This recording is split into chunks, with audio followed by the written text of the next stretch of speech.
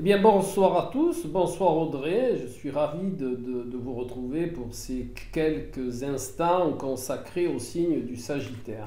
Alors, il faut savoir que le Sagittaire est un signe, je dis, c'est le signe le plus optimiste du zodiaque, le plus positif, le plus je vais en avant, c'est le signe vraiment de l'expansion.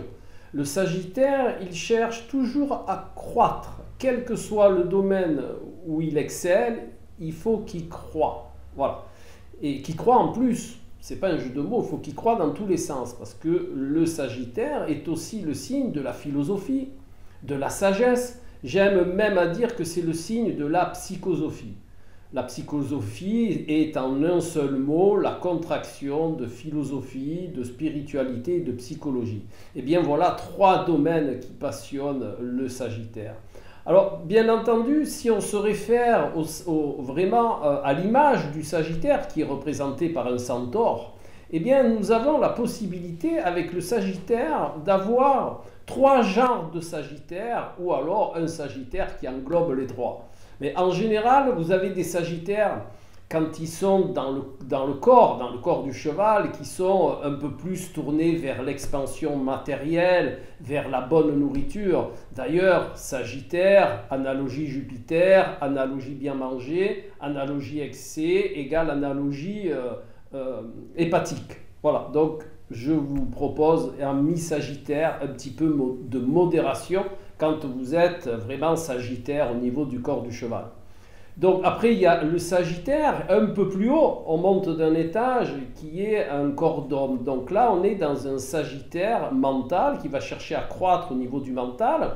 On est au niveau de l'enseignant, on est au niveau du sage, de la personne qui va réfléchir, de la personne qui va aimer apprendre les lois, comment fonctionnent les choses, comment je peux faire fonctionner les choses à partir des connaissances que j'ai. Voilà la belle image du Sagittaire au niveau du corps qu'il y a sur le cheval, on va dire du côté humain pour reconnaître, côté animal, côté humain. Et la troisième partie, bien entendu, est cet arc bandé avec la flèche en direction des cieux. Hein, des cieux. Donc nous avons là une direction spirituelle. Donc il y a aussi le Sagittaire qui va rechercher des initiations, qui va apprendre tout ce fonctionnement initiatique, toutes ces énergies subtiles, tout ce côté spirituel. Il va vraiment aller vers toutes ces voies-là qui vont le ravir quand nous avons un Sagittaire qui est à ce niveau-là. Et bien des fois, nous avons des Sagittaires qui comportent ces trois parties, qui vivent ces trois parties. Donc ce sont des Sagittaires qui aiment bien faire la fête, qui aiment bien manger, qui sont joviaux, qui ont un rapport à l'autre vraiment très agréable. Et puis, ils sont aussi capables de réflexion, de lecture profonde, et puis ils ont un côté en même temps d'ouverture spirituelle, et on est toujours très effaré de les voir voyager d'un plan à l'autre, et revenir, et remonter, et ça fait déjà très intéressant. Maintenant, le Sagittaire, parfois, bien entendu, comme il a besoin de croître, eh bien, il a besoin d'espace. On ne peut pas tenir un Sagittaire dans un enclos, c'est pas possible. Le Sagittaire, il faut qu'il bouge, il faut qu'il aille, il faut qu'il vienne, il faut qu'il se sente libre, mais libre aussi bien au niveau du corps, du cheval, donc au niveau de la matière, mais libre aussi au niveau de la pensée, et libre aussi de sa recherche spirituelle. Donc de ce fait, ça fait souvent des autodidactes. Mais attention, amis Sagittaires, l'expansion engendre, devinez quoi? Eh bien, beaucoup trop de force à vouloir s'étendre. L'expansion engendre l'excès, et c'est ce qui vous guette. Bon nombre de Sagittaires ont un excès de poids, ou même s'ils ont des poids tout à fait raisonnables, ils sont dans un excès de nourriture,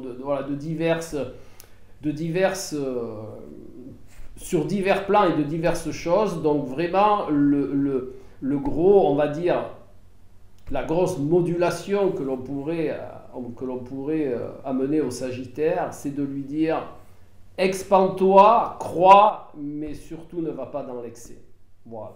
Voilà un petit peu ce que représente notre ami Sagittaire. Maintenant, il y a un autre pendant qui est important aussi avec le Sagittaire, c'est que c'est un signe de feu. Et comme signe de feu, comme tous les signes de feu, eh bien ce sont des passionnels. Et là aussi, passion égale excès. Donc vivez vos passions, mais gardez toujours un petit seau d'eau pour moduler votre feu, puisque vous êtes un signe de feu, donc l'eau va vraiment moduler le feu quand il est en excès. Il n'est pas tout le temps en excès, mais c'est le gros danger du Sagittaire, c'est d'être excessif. Encore une petite facette que je trouve intéressante chez le Sagittaire, c'est son pouvoir d'être un questionnement perpétuel sur les lois universelles, sur comment fonctionne, tiens, cette philosophie, comment je pourrais la mettre en pratique. Ils sont très facilement intéressés par les religions, par tout ce qu'elles véhiculent. Le Sagittaire est vraiment un signe de connaissance, d'acquisition de connaissances, mais pas que. Le Sagittaire, il aime bien enseigner aussi. D'ailleurs, il engrange la connaissance afin de la retransmettre. Mais pas que. C'est pas qu'un preneur de connaissances, c'est un enseignant. C'est quelqu'un qui va mettre en pratique, qui va aimer expérimenter. Voilà. Donc, et parfois, c'est ce qui le guette, hein, c'est son gros boulet, c'est d'expérimenter à outrance. Ils peuvent prendre des risques, ils peuvent avoir une vie tumultueuse, justement grâce, ça dépend de ce qu'ils vont récolter, de leur expérimentation excessive. Dernière petite chose, ce qui est aussi à prendre en compte avec le Sagittaire, donc là, rappelez-vous, je parle de signes purs, hein. Il y a beaucoup de Sagittaires qui sont modulés par divers facteurs de leur thème. Là, nous parlons de signes purs. Et comme on parle de signes purs, on ne peut pas parler du Sagittaire sans parler de l'axe Gémeaux-Sagittaire, bien entendu, puisque vous savez très bien qu'en astrologie, il faut prendre en compte toujours les axes. Donc si on prend en compte justement cet axe Gémeaux-Sagittaire, eh bien le Gémeaux qui est le signe opposé, c'est pour ça que c'est un axe, hein, c'est le signe opposé au Sagittaire, eh bien la différence qu'il y a entre les deux, mais la différence qui peut être complémentaire dans la compréhension des énergies du Sagittaire pour le Sagittaire et pour les Gémeaux aussi, c'est cette notion que le Gémeaux, lui, il est diffus, il est dispersé, il va acquérir les connaissances pour le besoin d'acquérir de la connaissance. Comme on dit, il va mettre de côté les noisettes, ou les noix, ou les amandes.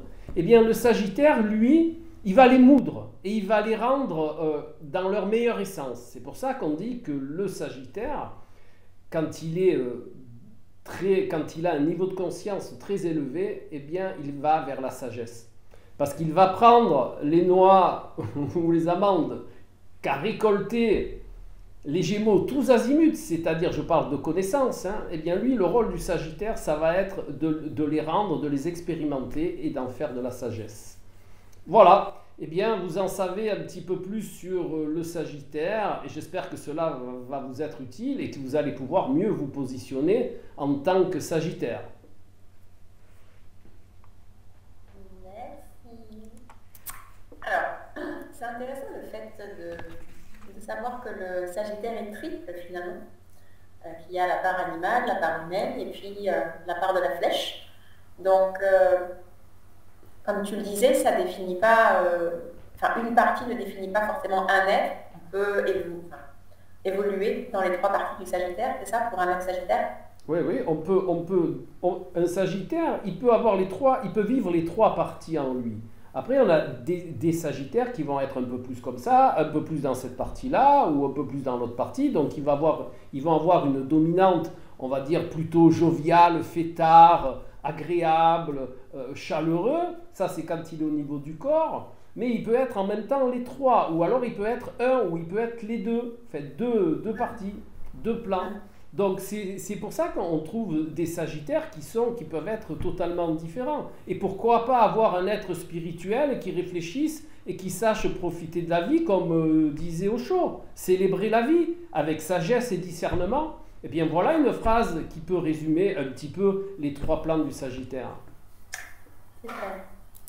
Et Alors, il y a peut-être des personnes qui nous regardent et qui se sont reconnues dans la description du Sagittaire et pour autant, ils ne sont ni Sagittaire en signe solaire, ni ascendant Sagittaire, ils n'ont pas leur lune en Sagittaire, mais peut-être sans le savoir, hein, je ne sais pas si qui nous regardez, avez fait votre thème astrologie, est-ce que vous êtes un astrologue pour ça, peut-être avez-vous des connaissances en astrologie, parce que c'est vrai, comme le disait Alain, en fait, on a dans notre thème astral, en fait, il y a beaucoup de choses qui sont modulées par les différents facteurs du thème.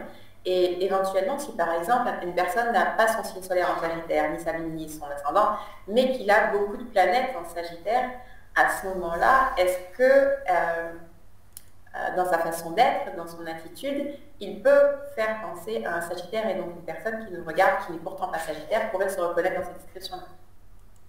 Ben, bien sûr, en réalité, ça s'appelle un amas planétaire. Ce que tu définis, c'est un amas planétaire. Donc on peut très bien avoir un amas planétaire dans le signe du Sagittaire sans avoir le Soleil, l'ascendant, tout ça. Mais il suffit simplement, par exemple, d'avoir la maison 3 et Mercure en Sagittaire. Eh bien, on va vivre sur le plan de la psyché, on va vivre ces énergies-là. Hein. Si par exemple on a la maison 9 et Jupiter en Sagittaire, ben, le côté questionnement, même le côté spirituel, ou le côté loi, le côté justice, on va le vivre aussi, de manière différente, bien entendu. Il n'y a pas que ces facteurs-là. À partir du moment où il y a des facteurs du thème qui sont plus orientés vers la psyché, vers la physiologie, vers la réflexion, eh bien, on va avoir des caractéristiques sans avoir le soleil ni l'ascendant dans ce signe-là, bien entendu. Si on a 4 planètes en Sagittaire, même si on n'a pas le soleil et l'ascendant, on va être très marqué vers le Sagittaire. Et toute cette manière de voir les choses, ça s'appelle une dominante, ou alors des points du thème astral qui font partie d'une structure bien précise, comme la structure mentale avec Mercure, la maison 3, ou la maison 9, ou Jupiter en maison 9. Voilà, donc il y a toutes ces positionnements astrologiques qui vont permettre de vivre le Sagittaire d'une certaine manière.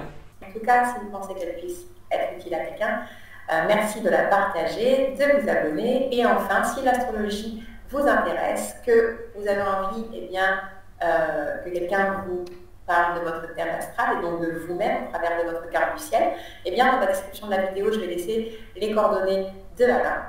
Et de même, si vous avez envie de vous former à l'astrologie, nous proposons une formation en ligne très complète sur le thème de l'astrologie.